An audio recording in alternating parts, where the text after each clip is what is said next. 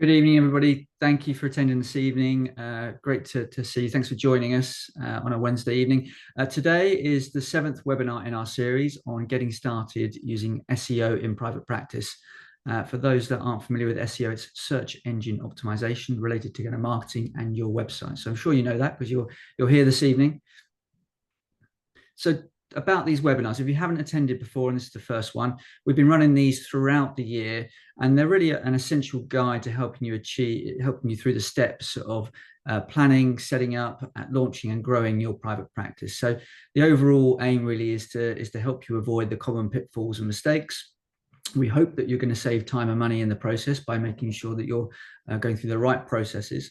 And we hope that you're going to launch your private practice quicker and bring in that revenue from patients sooner. So that's the overall aim of these webinars. We've been running them for the last 6-7 months, and we will continue to do them in the new year. If you've missed them, these are the topics that we've covered throughout this year since April. So for April, we started around kind of planning, moving on to marketing. We've talked a lot around kind of the day-to-day running of a thriving practice and what it looks like and how you need to understand the finances. And the last three, we've tackled CQC, using video in private practice. And then last month, we went on a slightly different topic, which was around medical indemnity insurance, which was a topic that we had good feedback on. So today is all about search engine optimization. Now, recordings of these webinars are available upon request. So do email us and let us know which ones you would like to see. Moving forward, if you're not familiar with Designated Medical, we are a full service consultancy for private practice. So we have all the services and the experts involved with everything from some setting up and launching, growing, and potentially also thinking about kind of exiting and succession planning and retirement with your private practice too. So these are the types of services that we offer: accountancy, CQC, medical billing, marketing, etc. So just for those that aren't familiar with us, today I'm delighted to be joined by Sean, who is an SEO specialist. I've been working with him now for a number of years, and he really is my kind of go-to man when it comes to search engine optimization. What he doesn't know about search engine optimization isn't really worth knowing about. So I'll let him introduce himself shortly. I'm the Chief Marketing Officer at Designated Medical. You would have seen me on the previous webinars. I've got over 25 years experience in marketing and operations. And for the past 5 years, I've been helping doctors set up their own private practices. So, but that's enough about me. I'll hand you over to Sean. Sean, perhaps you can just say a few words about yourself and your background, and then we can crack on into today's webinar. Amazing. Absolutely, Simon. Thank you for the brilliant introduction. And everyone that's here, thank you so much for taking the time to attend on this lovely Wednesday evening. As Simon mentioned, I am indeed an SEO specialist. I've been doing SEO for the last coming up to 8 years now, I believe. Started off working in e-commerce for a large cake/cupcake company in London called Lola's Cupcakes. Helped grow their online e-commerce business to several million a year. I'm not going to say the exact number, but getting a lot of traffic to their site for people looking for cakes. Expanded from there to work with various other e-commerce businesses, and then from there expanded into working with service-based businesses with quite a few clients in the medical and healthcare space as well. And as we're of course going to cover throughout this presentation, the goal is quite simple of SEO. It's to get people that are interested in the solution that you're able to provide, to get those people to your website at the exact time when they're looking for a solution to the pain point that they're experiencing. So we're going to cover a lot in this presentation. It's going to be jam-packed with insights. Thanks, Simon. Yeah, so here's a bit about what we're going to cover throughout the presentation. First of all, what SEO is. We're going to start on the foundations, and I want to make sure that everyone that is here today has something tangible that they can actually walk away with, that if they wanted to, could implement themselves. And if they needed more insight towards, can obviously reach out and get more insight on those topics. So what is SEO? We're going to talk about what people are searching for and how we actually find that out. We're going to talk about keyword research and site hierarchy, and this essentially will set the foundation for all of the SEO that is to come. We're then going to talk about the 4 components of SEO, and again, we'll cover this in a lot of detail, but essentially SEO is going to break down into 4 key things that need to be done, and those are what we see on the screen here. We have on-page optimization, technical SEO, content, and link building. And lastly, we're going to talk about expectations in terms of how long it takes to see results, how long it takes to actually show up on Google, etc. And then we'll, of course, open it up to questions at the end. Perfect. Right, so what is SEO? Of course, SEO stands for search engine optimization. And simply put, it is the process of optimizing a website to increase its visibility on search engines. Now, I would say predominantly Google. A lot of people ask me, well, what about Bing? What about Yahoo? Sure, those are search engines as some people use. In general, we want to optimize for the search engine where you're going to get 99% of the users, which is Google. Now, typically, when you optimize properly for Google, you will also, in most cases, show up quite high in Bing and Yahoo and whatever other search engines exist. But we wouldn't want to do something that optimizes specifically for them that isn't good for Google, because the majority of your traffic is going to come from Google. With all the clients I work with, a very, very small portion of traffic ends up coming from Bing and the other search engines. So we want to capitalize on where the majority of users are going to be. And as I've written at the bottom over here, the goal is to position your website in front of a very targeted audience who are in the market for your service or your product. And I'm sure everybody on this webinar uses Google, so I don't have to explain it to you. But essentially, when you're using Google, you're looking for an answer then and there. You type something into Google to get a good result. That's why you're using Google or whichever other search engine you may be using. And we're going to cover this on the next slide in a moment, but essentially this will fall into a few different groups of whether or not you're looking for an immediate answer to your pain point, or if you're looking for information. Those are the two different groups. I want to make sure that any client I'm working with is showing up when their perfect client is searching for the term that we want to visit the website for. I've put a couple of illustrations over here as well. Some people are unaware of the difference between paid ads and organic search. So just to highlight this, when you type something into Google, such as TRT clinic near me, what you're going to see at the top, if it's labeled with sponsored, is a paid ad, which means everybody that has a little sponsored label above them, they have paid to be there. And if you were to click on any of those results, they've probably just been billed between £1 and £5, depending on the industry they're in. If it's if it's a legal industry, potentially £50 or £60, because it costs a lot for each click. But those are Google ad results. When you scroll down beneath the sponsored results, you'll see the organic search, and on the left-hand side, we see Center for Men's Health. That is the first organic result which has come up from SEO, and Google has deemed this website to be the most relevant website for the search term TRT clinic near me, and many other terms as well alongside that. If we look at the screenshot on the right-hand side, the maps listings is also part of SEO. Again, we're going to see a sponsored result at the top, which is Harley Street Andrology. They have again paid to be there. Underneath that is everyone that Google has organically decided deserve to be there. Funnily enough, we're again seeing Center for Men's Health. And what we'll typically see is that what happens in organic search is normally mirrored on the maps results as well. Not all the time, there are slightly different algorithms, but if a website is highly trusted by Google, enough for Google to show you up where we're seeing on the left in organic search, a lot of the times you'll probably show up quite well on the right-hand side. A few different things need to be done, but they tie very well into one another. And once again, if you're showing off for a term like this, and any of you on this call, if you are providing TRT services, for example, this is prime location for someone that's looking for your service to actually find your website and begin that journey with your business. Perfect. Thanks, Simon. A couple of interesting stats specifically related to the healthcare and medical space. Every day there are 6.75 million health-related searches on Google. That equates to 7% of all searches on Google, which are healthcare related. 80% of all internet users have reported performing a health-related search in the previous year.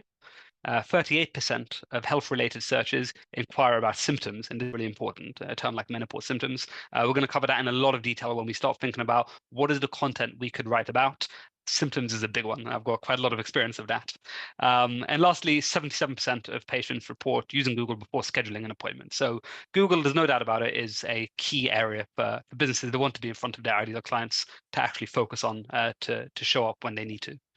Let's jump on to the next one. Excellent. Right, guys, we're going to dive straight into the details over here in terms of implementing an SEO campaign.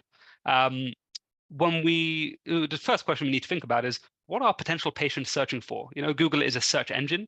We want to show up for particular searches. What are those searches? That's going to be the first logical question, and that is also the first step of any SEO campaign. And those searches will fall into two very, very distinct categories if we had to simplify it. The first category is going to be any term that we're going to call top of funnel. And for anyone that doesn't know what that means, something that's top of funnel means that they're not looking for an immediate solution then and there. For example, if someone types in symptoms of low testosterone, that doesn't mean that they want to work with a TRT clinic immediately. However, they are definitely in the group of people that have the potential to eventually reach out to a TOT clinic, they're still in the phase where they're doing research. And this is going to encapsulate everything that relates to top of funnel search terms. Now, some of the important ones I've highlighted over here would be anything symptom related, symptoms of low testosterone, symptoms of menopause, symptoms of well, there's a million different symptoms people can search in, but this is a really key area because this is people trying to diagnose whether or not they have an issue. And if you're able to put together a fantastic resource and explanation of what those symptoms are, what to look out for, and then a call to action to reach out to you, that's a prime opportunity for some of your potential patients to be on your website and start that relationship with you. Ingredient queries, this is another really big one in healthcare and medical. For example, aromatase inhibitor side effects. This could be queries to do with side effects of a particular ingredient that's used in your space. Could be questions about a particular ingredient or even a particular procedure. So there's a lot that we can write about and think about over there. And then the bottom one comes up all the time. I'm sure you guys have typed this into Google a lot. How to increase testosterone, how to deal with menopause, how to do anything in relation to what you guys are able to provide, how to get clearer skin, how to deal with hair loss, symptoms of hair loss. So there's so many different areas that we can cover over here. And all of this, again, this is going to fall into top of funnel. So people are looking for information. We want to be the ones giving them that information because otherwise, simply put, they're going to find that information on a competitor's site and learn more about them than they'll learn about you. So that's the first group of that's the first area we want to think about with what people are searching for. The second area is going to be the more profitable one in terms of generating immediate revenue. And this is bottom of funnel. Again, if you imagine a funnel, these are the people right at the bottom who are now interested in an immediate solution to their problem. This could be someone typing in something such as menopause clinic near me, TRT clinic near me, as we saw in the previous slide.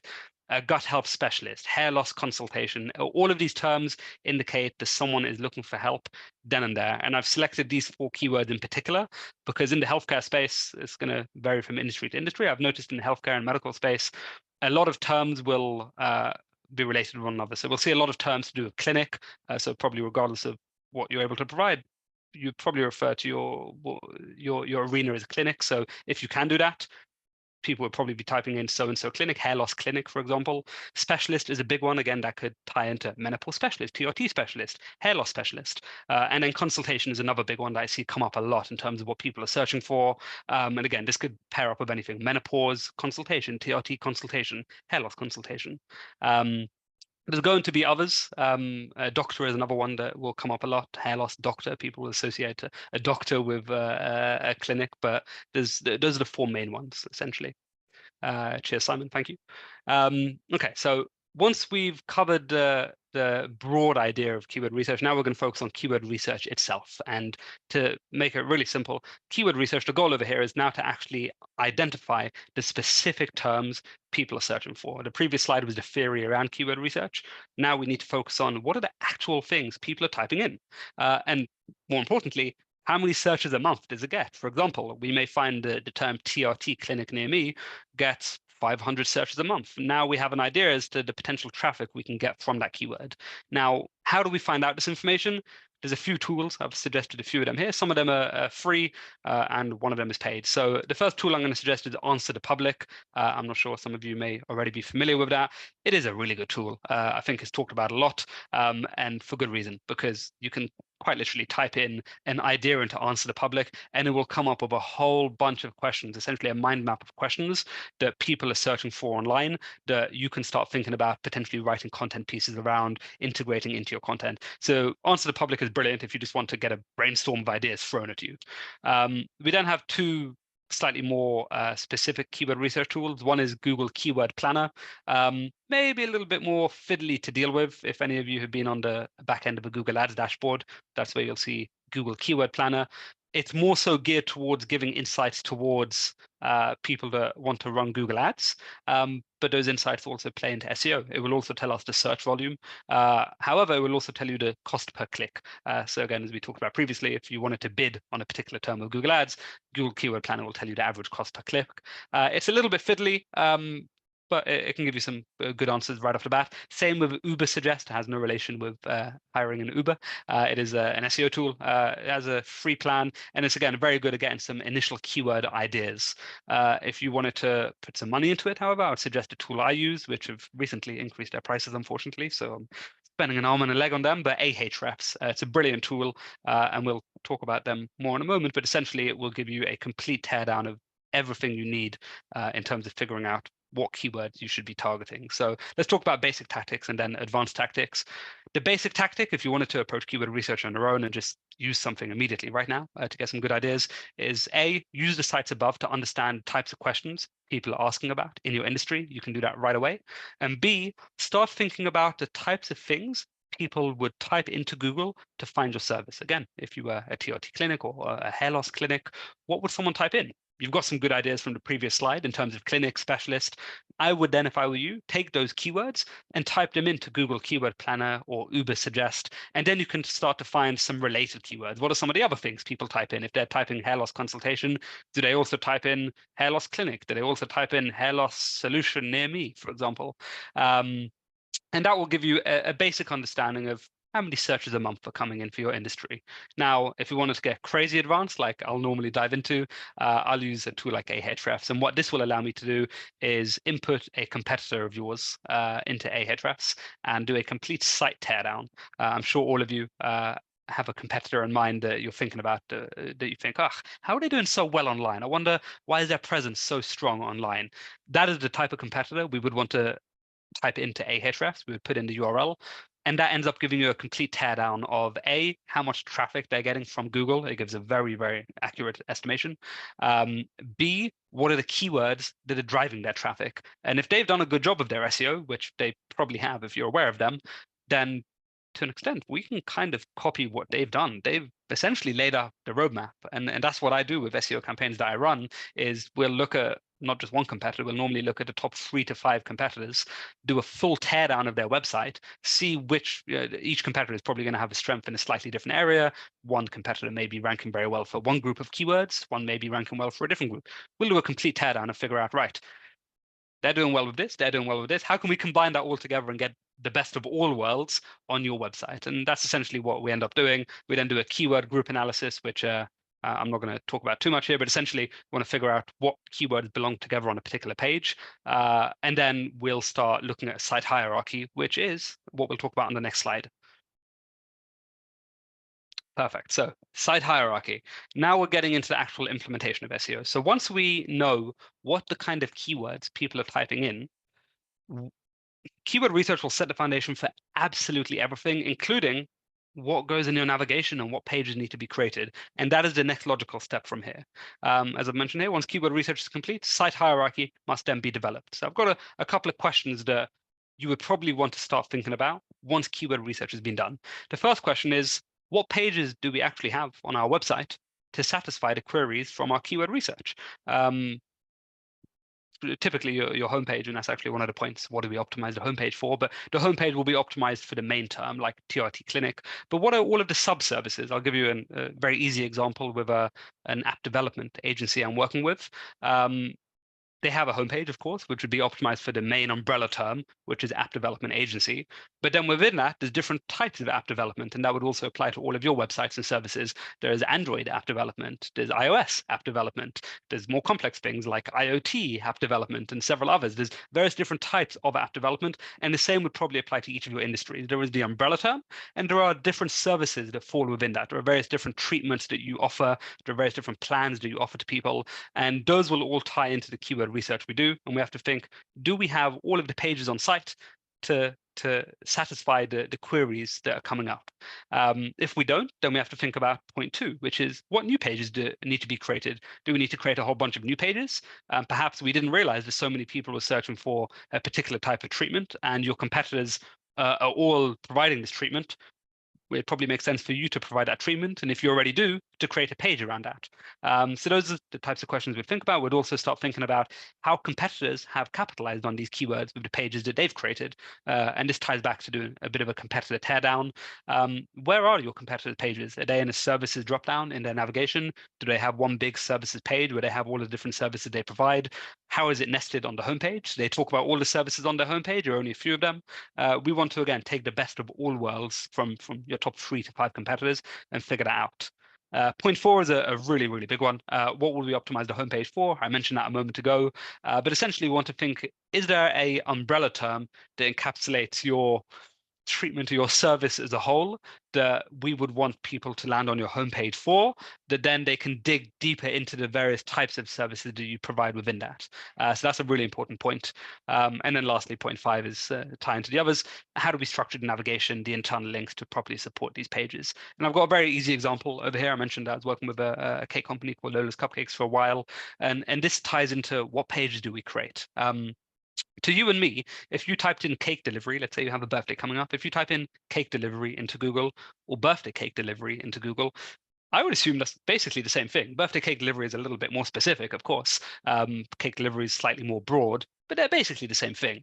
Google doesn't consider it that way. Google will show typically very different sites when you type in birthday cake delivery to if you type in cake delivery. And what that tells me as an SEO is that if we wanted to show up for both terms, we need to create different pages. We need to have one page which talks about cakes as a whole, which is a bit more generic, and we could probably talk about wedding cakes, birthday cakes, anniversary cakes, and various other types of cakes, and then a specific page just talking about birthday cakes if we wanted both of those terms to show up highly on Google. So that's how keyword research will translate into the pages we create on site.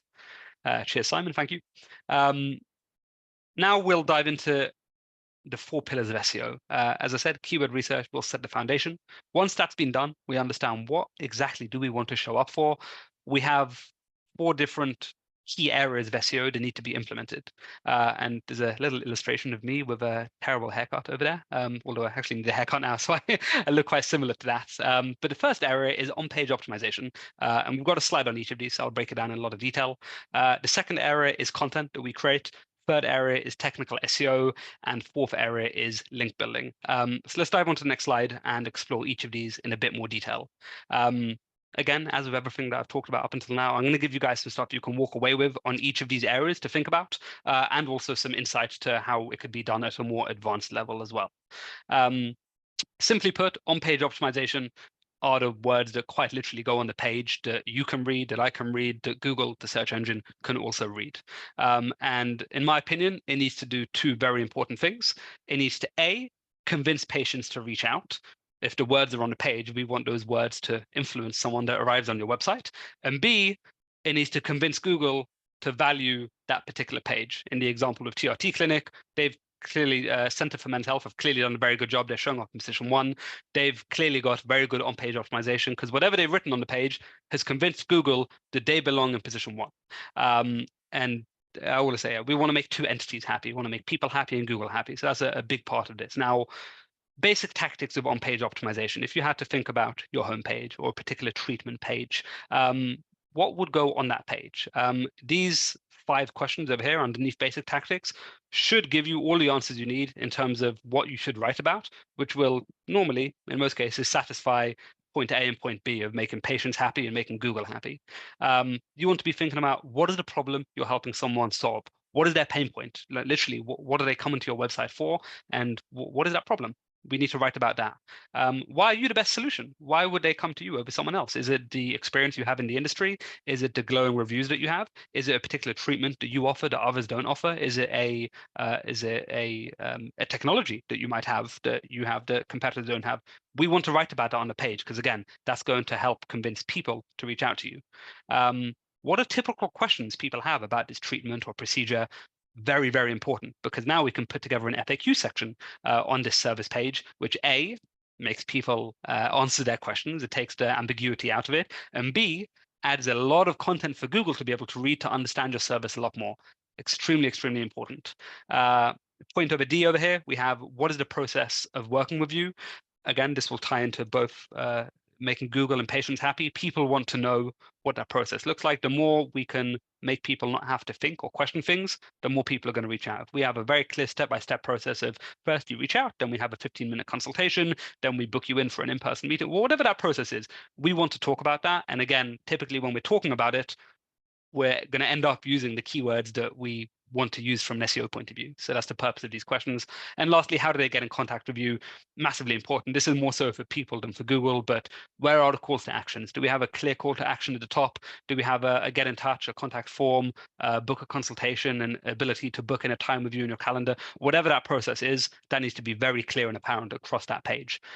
So all 5 of these questions will essentially help put together a very good service page or homepage for you. Now, if we had to go super advanced on this from an SEO point of view, we would start geeking out by looking at these 5 competitors that I mentioned to you. We would strip down their site and think, okay, what have they written about on their pages? What is their word count? What is the average word count? Let's say the top 5 competitors have written between 700 to 2,000 words on their page. We'd probably want to sit somewhere in the middle, because if we only have a page with 200 words, Google might not be happy with that, because again, the top 5 people that are showing up have a word count of between 700 to 2,000, again, as an example. So we'd geek out on all of this, start figuring out also what are the keywords they've used on the page, what are the headers that they have on the page, what is the content structure, and we would dive into it in a lot of detail. Simon, let's go on to the next one. Perfect. Then we have technical SEO, and I'm going to be completely honest with you. This is boring for me, and it's going to be even more boring for you. So we're going to move through this one quite quickly. But essentially, technical SEO is the goal of making it easy for Google to crawl your site. That's really what it comes down to. Now, if I really had to simplify it, it would be with some of these points here. Imagine you're on a website and you click on a link and it takes you to a dead page. That is called a 404 error. If Google finds that and it sees a lot of pages on your site which are linking to dead pages, which happen if you're updating your site a lot, you may forget to update a link, that will devalue your site a little bit in Google's eyes. Same thing is if you change a URL for a page and now there's a redirect. So people click on a link and it jumps from one page to the next. That's called a 301 error. Again, that's something that Google's not happy with. Other issues is if we have duplicate title tags or missing title tags or pages that are set to no index. Basically, on my side, I have a long list of around 100 errors that I see all the time on websites that I work with, which I know that Google is not happy with.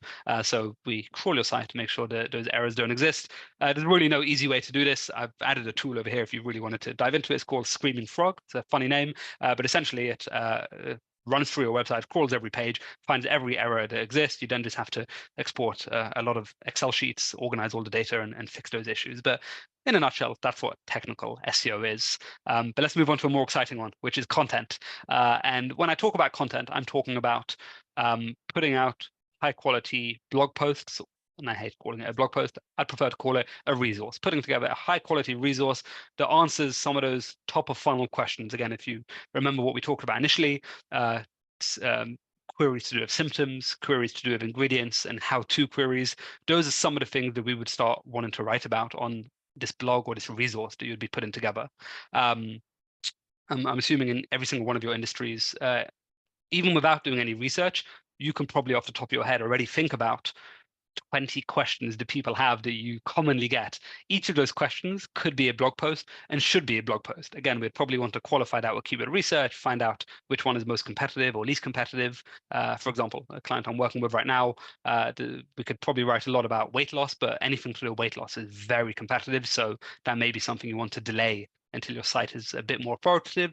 But nonetheless, we want to start building out a big group of articles that we can actually write about. Now, if you wanted to start writing those articles today, you could feel free to do so.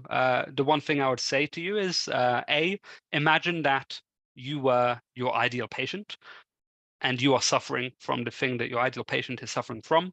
What is the information that you would want to see on the page that will help give them the answers to their questions? That's the first thing. The second thing is this important point, which I've bolded over here, is if you can include and link to any studies or statistics with your content, that is going to help you a lot from Google's point of view, because again, we want to make people happy and Google happy. An example of this is, again, based on a study by Peter Titus, if that's how you pronounce his name, from so-and-so university, accelerated bone loss, etc. This is for an article we wrote for a client. Essentially, the reason we've done this is we're telling Google that this piece of content is a high value piece of content, because not only is it written by someone with expertise, but we're also referencing information from official studies and integrating that into the content. And we're also linking to it because that's a clickable link. And when Google crawls that article, Google will see this and will see various other references to different studies, and it will start to value your content higher than other people's content if they haven't done this. So this is a quick tip which I'd highly suggest you add into any content that you write. And my last point at the bottom is resource. Ultimately, as I mentioned, think about how could I create an in-depth resource that really addresses someone's query that will make them want to come back for more. So hopefully that will get your brain bubbling with lots of different ideas. Now, the last part of SEO is link building. And to make it really simple, let's just call it PR. It's a bit different to PR, but it's a lot of parallels with PR. The goal of link building, quite simply, is to show Google that your website is of value in the eyes of other websites. It's almost like if you go onto Google and you type in a service and you see that a particular restaurant has 5,000 reviews, immediately you might think, oh, okay, this is a pretty good restaurant.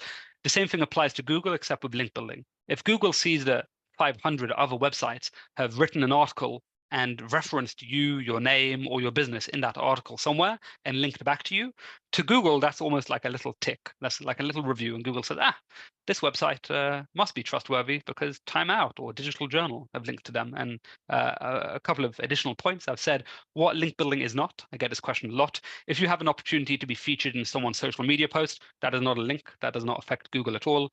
If you have an opportunity to be featured in someone's newsletter, that is also not a link. When I talk about link building, I'm talking about an article which is published on the website, such as the below. This was an article that I got published in Digital Journal for a client of mine. They are a furniture aggregator. And as we see on the little arrow on the right-hand side, Daniel Uffland, co-founder of Flitch, that is the business they call Flitch, and that is a link. And if we click that link, we'll get taken to Flitch's website. But if Google clicks that link, which it will do, it will also get taken to Flitch's website. And from Google's point of view, now Digital Journal, which is quite an authoritative and well-known site, has linked back to a furniture website that is slightly less well-known. Google sees that as a little sign of approval for that website, and it will increase the rankings of that website slightly. If we go on to the next slide, perfect. On the next slide, I'll talk to you about the general process. If you wanted to do link building yourself, how could you do it? And I've got a funny story as well over here with the screenshot that we're going to talk about. But how do you do link building? Essentially, we need to have something of value to provide to someone, such as a journalist or a webmaster, basically someone that's in charge of a website's blog.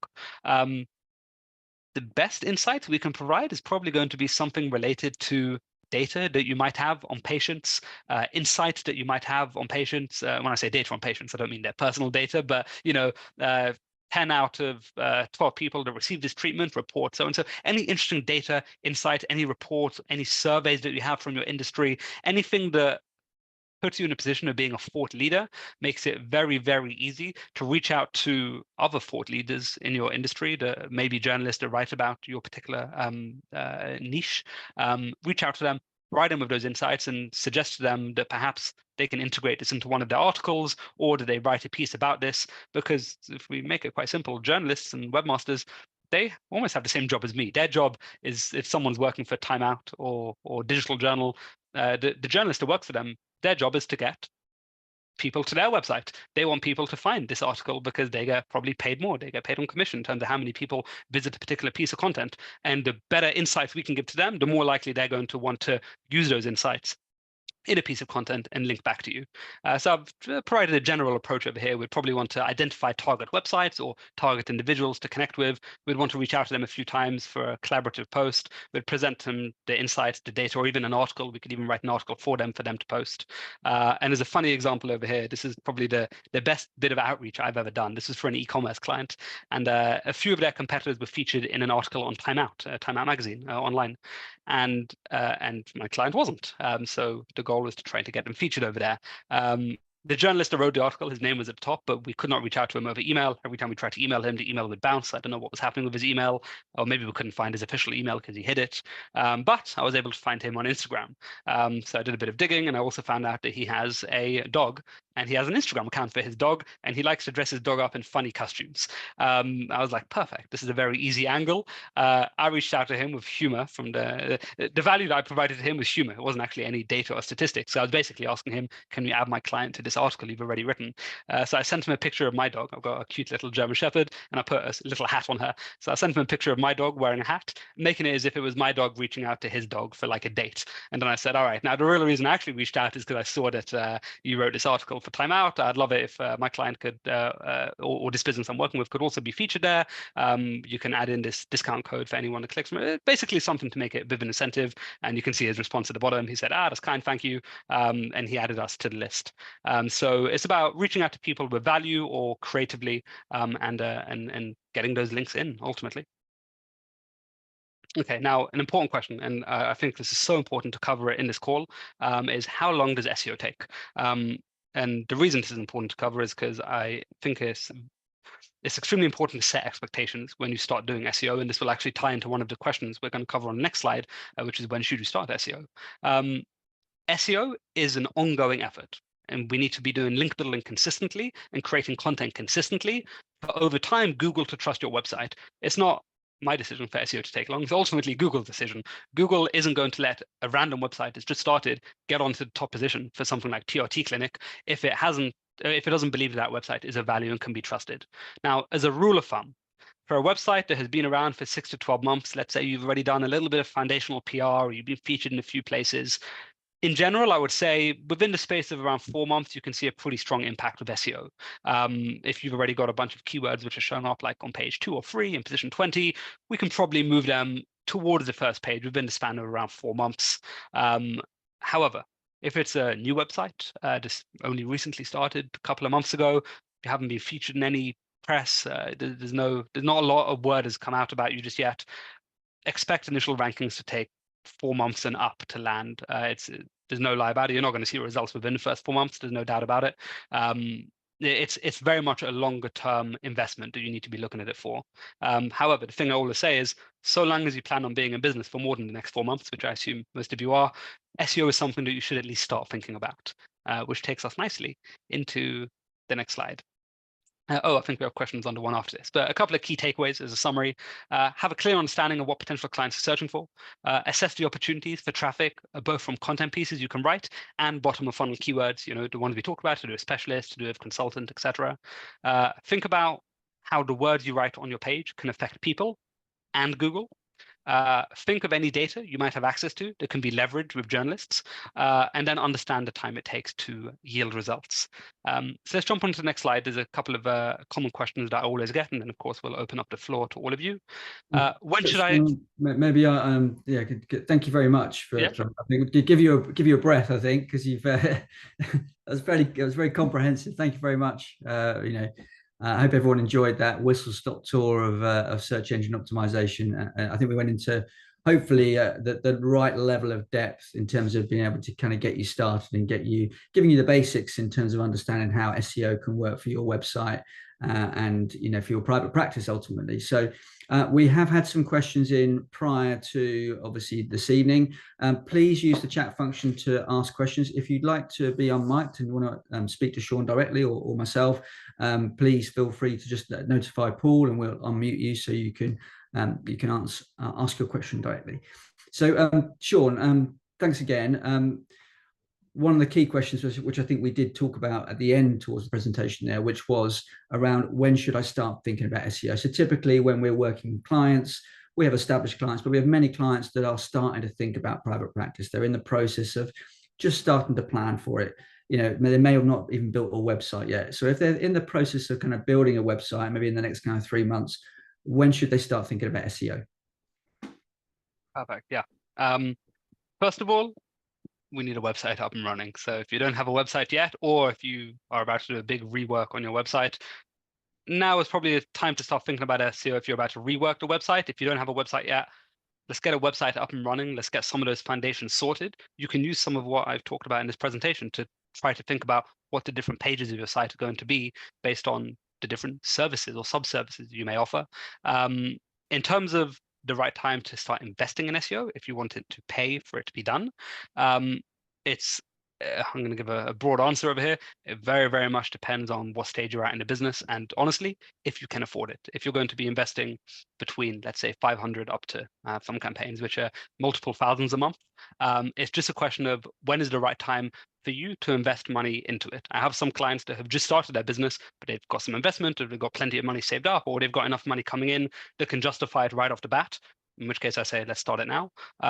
If there is not enough money coming in from patients just yet to justify that overhead, then we would want to wait for a time where it's feasible from a business point of view to be able to invest monthly in SEO, to actually see results a few months down the line. But in terms of when you think about it right from the beginning. Start thinking about everything we talked about in this presentation and integrate that into your business immediately, I would say. And I guess, Sean, you can start slowly and build from there, right? As you build your private practice and your patient base. So I think, making sure the homepage is optimized, looking at the technical SEO, thinking about how you structured the content on the page. Even if you had, a 5-page website with the key kind of conditions and that you were treating and the treatments, then just making sure those pages are well written for visitors. That's a good starting point, making sure the meta descriptions are in there, the titles, all those things that you mentioned before. That's good practice, isn't it, just to get started? Exactly. Correct. Completely agree. So another key question that we do get asked a lot about is obviously Google Ads, and you did touch on this at the start of the presentation, which is, should I invest in Google Ads? Should I invest in SEO, or should I do both? So I was wondering if you could tackle that one for us. Absolutely. Yes, this is a question that comes up literally all the time. Again, my answer over here is going to be very much around the investment level that you can afford. With Google Ads, if anyone isn't aware of how it works, you're paying per click, as I mentioned initially. So if you are bidding on a term, such as TRT clinic near me, every time someone clicks on the ad, you may be charged, let's call it £1. If 1,000 people click on the ad a month, you're going to be spending £1,000. Of course, you can set your budget. Google Ads is going to give you a more immediate audience. As soon as you start Google Ads, people are going to be clicking on your ads. People are going to be coming to your website. So it's definitely going to give you a more immediate audience. SEO is going to give you an audience further down the line where you can begin to start perhaps weaning off the Google Ads as you're starting to get more organic traffic from SEO. I have some clients that keep both running and they both work very well. The pro of doing both is, again, let's just stick with the TRT clinic example. If you type in TRT clinic and Center for Men's Health are showing up in an ad, and they're showing up organically, and they're showing up in the maps, which we saw that they were, now they're showing up on the page 3 times. If they stop doing Google Ads, they will only be showing up on the page twice. So ultimately, it gives you extra visibility. But honestly, it comes down to investment level. How much money are you able to invest in it? And do you want people coming to your website today or yesterday? Then Google Ads would be the answer. If you've got a bit of a longer term vision, then SEO. Yeah, I think it's a key question we get asked a lot about. And I think my answer for that would be around, I always see search engine optimization as a marathon, not a sprint. You're not going to get those immediate results. With Google Ads, like you said, you get immediate results, you get that spike in traffic, but you can become quite reliant upon it over long term. So do you want to keep spending money with Google over the next 2, 3, 4 years? Well, investing in SEO at the start means you can kind of earn that traffic over the long term. And once you've gained that traffic and you gain that position in Google's eyes, it tends to stay there, while you continue to build and develop the website. So it's a really key question, and one that there's no, I guess we can both answer this evening. But if you do have further questions about that, then do get in touch with us after the webinar. The next one, Sean, and you did touch on this briefly right at the start of the presentation, was the dominance of Google. And do I concentrate all my efforts on Google, or do I look at kind of Bing and Yahoo? And I know when you and I have talked about this before, that actually the demographics sometimes are different on different search engines. So maybe you could touch on that for us. Absolutely, 100%. What I would definitely say right off the bat is Bing typically have an older demographic. For example, my dad, he uses Bing. The reason for that is because Bing is, I believe, auto-installed on all Windows PCs. And then to go through the effort of having to change your browser, it's just, if you're not extremely tech savvy, you'll just go ahead and use Bing. And I think Bing is actually a very good search engine. You can get very good results from it. They've done a good job. However, if we were to focus on our efforts towards attracting customers from an SEO point of view, I would still stick with what I said is we want to be on the search engine where the most amount of eyeballs can be on our website. And that would be Google. again, if you optimize very well for Google, normally you will also actually show up in Bing. But if perhaps Bing needed something to be done slightly differently to get to position 1, and that would affect your rankings on Google, I would say it's not worth it. Stick with where you're going to get the majority of traffic coming from, and off the back of that, benefit from the traffic from Bing and Yahoo and others. Great, thanks. And then what about social media? So, if we work with clients that have got profiles on LinkedIn, or especially kind of Facebook and Instagram, how important are those profiles and keeping those populated with kind of fresh content? How do they contribute to SEO? An amazing question. I've been diving a lot more into social media myself recently. Social media is very much like SEO in terms of the fact that there is an algorithm on LinkedIn, on Instagram, on Facebook.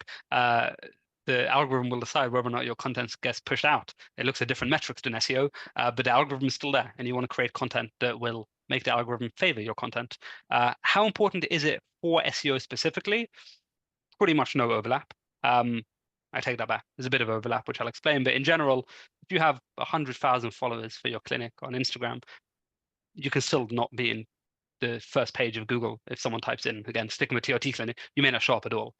So just because you have a big following or a lot of engagement somewhere else isn't going to affect your SEO from that point of view. However, if you are a very, very big brand name and a lot of people are, let's say you have a very big following online and you are on position 7 on Google for the term TRT clinic. You're very far down, not super far down. You're on the first page, but you're the 6 other competitors above you. But because a lot of people know you from social media, or you've got a big following or a lot of engagement, and someone types in TRT clinic and they see you down in position 7 and they click on you instead of everyone else because they're familiar with the name of the clinic or they're familiar with your name, that is going to tell Google that you are, for whatever reason, of more interest to people than everyone above. And typically that will influence where you end up showing up. So it can have an effect, more so an indirect effect than a direct effect. But yes, it's don't sleep on social media. I think it's important.